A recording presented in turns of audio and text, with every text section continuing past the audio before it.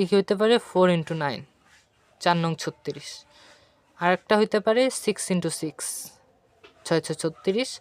তো এটার জন্য দুইটা সলিউশন 49 আর 94, এটার জন্য দুইটা, আর এটার জন্য আসে একটা 66 একটা সলিউশন। আচ্ছা 36 হইল। এখন 49 চেক করব। 49 এটার জন্য আসে 1 × 49 তো হবেই না, 7 × 7।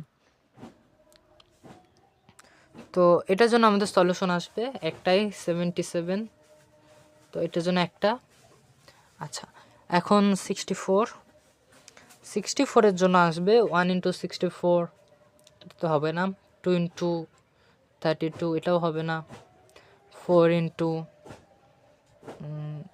18 এটাও হবে না।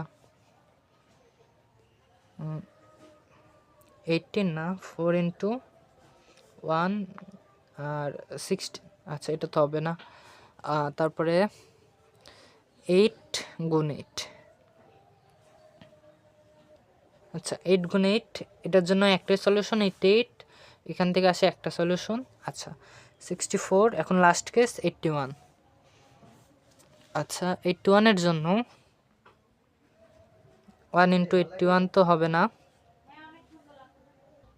আচ্ছা 3 × 27 এটাও হয় না, এটাও হয় না, একটাই হয় 9 × 9, কাটা দিলাম কেন, এটা আসে 99, এখান থেকে পাওয়া যায় একটা সলিউশন। এখন আমরা মোট সলিউশন সংখ্যা হিসাব করব কতগুলো সংখ্যা সম্ভব। আচ্ছা দেখো এটার জন্য আমরা একটা সলিউশন পাই 1 এর জন্য। আচ্ছা লিখে রাখি, একটা প্লাস 4 এর জন্য পাই 3টা সলিউশন, 2 আর 1 3। আচ্ছা 9 এর জন্য পাই 9 এর জন্য 3টা সলিউশন পাই প্লাস 3।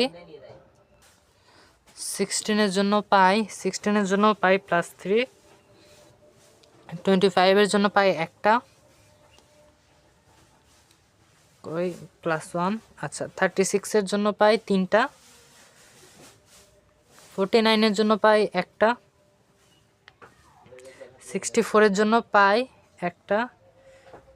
81 এর জন্য পাই একটা। আচ্ছা 1 3 4 4 আর 5 6 7 8 9 10 11 12 13 14 15 16 17। আচ্ছা আমাদের মোট সংখ্যা আছে 17টা। তো এটাই ছিল আজকের প্রবলেমের সলিউশন। ধন্যবাদ সবাইকে।